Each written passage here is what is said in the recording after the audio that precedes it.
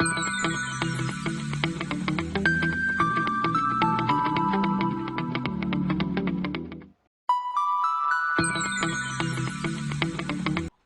let us start new topic, which is work. So what do we understand by the word work? Right, we are using this word in day-to-day life. We came across this word number of times in a single day. So what do we understand by the word work? Work is done on an object when energy is transferred to the object, right? So basically work is done on an object when we transfer energy to that object. In other words, if we describe work, so work is done when a force acts on something that undergoes displacement from one point to another point, right? When there is a displacement between 2 points, then there will be a work done.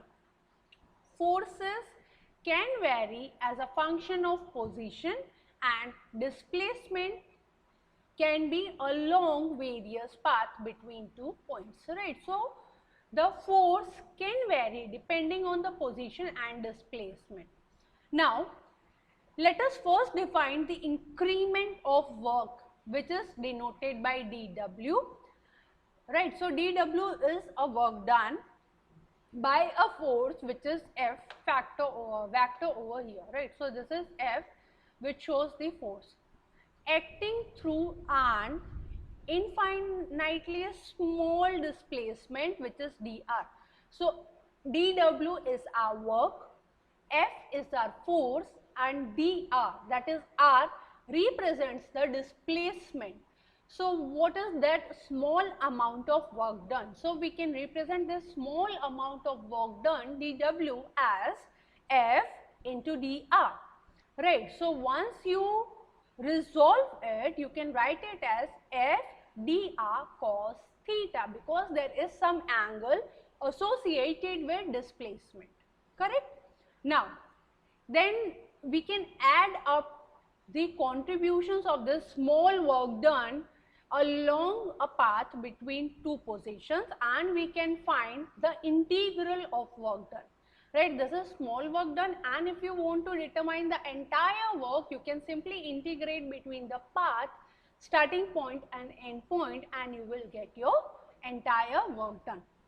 So the work done by a force is the integral of force with respect to displacement along the path of displacement, right? So the work done by a force is integral of force with respect to displacement along the path of displacement. So if you want to determine entire work done from point A to point B, it can be represented as WAB equals to integration of path AB F into dr.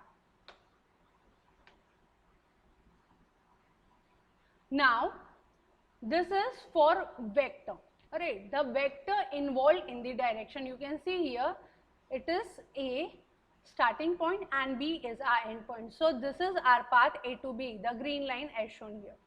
So force is done at an angle theta over here, right? So this is what we can say, okay, theta is the angle. Now vector is used to define work. The force acting on a particle and its infinitely small displacement are shown at some point along the path between A and B, right? So this is a dot product between these two vectors. So it is a dot product of these two vector quantities.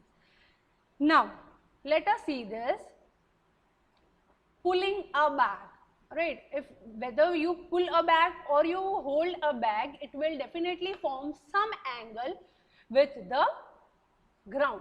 So that angle is nothing but theta over here. So work is easily calculated when force and displacement are in the same direction. But how is work calculated when force and displacement are at some given angle theta? So as you can see here, theta has been formed, right? So the figure As you can see here, person is pulling a suitcase at an angle theta with respect to direction of motion. So now in this particular case, how we can determine force? So in a case such as this, only the component of force in the direction of displacement will be doing work, right? So what we can find is work done is equals to FD cos theta. So work is nothing but force into displacement into cosine angle between force and displacement. That's why it is a cos theta, right? So F and D, force, and D is displacement, and theta cosine angle of theta, so it is cos theta, and the unit of force is joule, correct?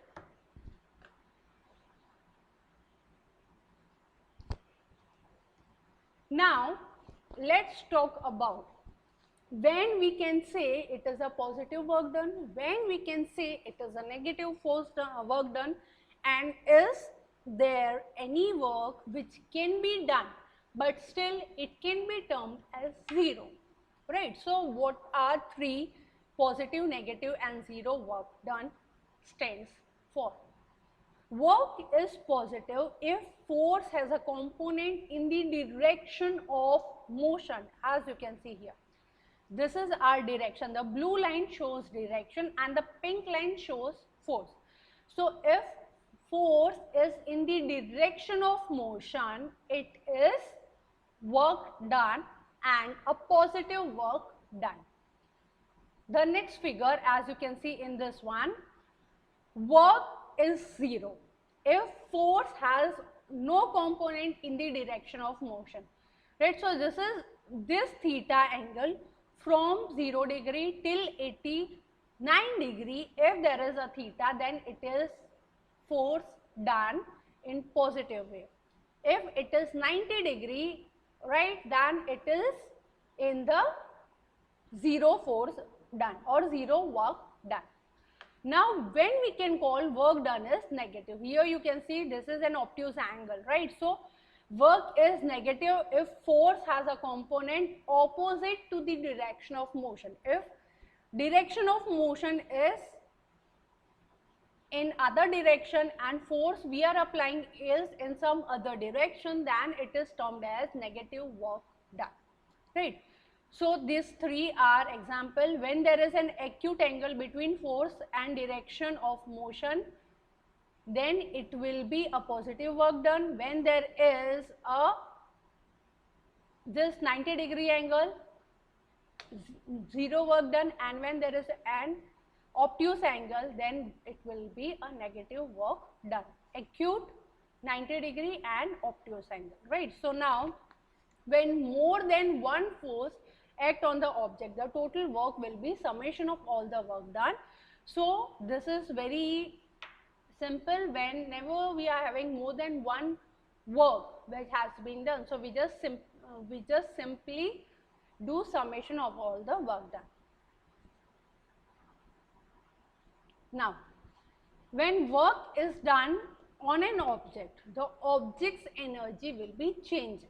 For an example, when you push a shopping cart, when we go for shopping and when we push a shopping cart, right, your work goes into increasing the cart's kinetic energy. And when you climb a mountain, your work goes into increasing your potential energy. So basically kinetic energy is associated with motion and potential energy is associated with either position or condition. So remember, this is very much important. Kinetic energy is associated with motion of an object, whereas potential energy is associated with either condition or position of an object. Now let us solve one example associated with this. So, okay. As you can see here, you decide to move your couch to a new position on your horizontal living room floor. We are having an horizontal living room floor and we decide to move our couch from the present condition to some other condition or other location. The normal force on the couch is 1 kilonewton and coefficient of friction is 0.6. Condition number 1, you first push the couch 3 meter parallel to the wall. This is 3 meter parallel to the wall and then 1 meter perpendicular to the wall. How much work is done by frictional force? So we can easily determine it. Work done is equals to frictional force into force done into displacement. So what is the total displacement? 3 meter parallel to wall and 1 meter perpendicular to wall. So total displacement is 4 meter. So friction factor into force into displacement will give us the value of minus 2.4 kilojoule. The point number 2 is, you don't like the new position, so you move the couch straight back to its original position B to A. So now this was the new position and we again move it from this point B to point A, right? What was the total work done against friction moving the couch from away from its original position and back? So the length of path along this will be under root of 3 square plus 1 square. So it will be under root of 9 plus 1, 10. So under root 10 meter is the distance covered between A to B, right? So the new work done will be 0.6 into 1 into 3 plus 1, 4, which was already there, plus under root of 10. So the total work done will be 4.3 kilojoule, right? So this is the total work done. I hope this problem and what is work is quite clear now. Thank you.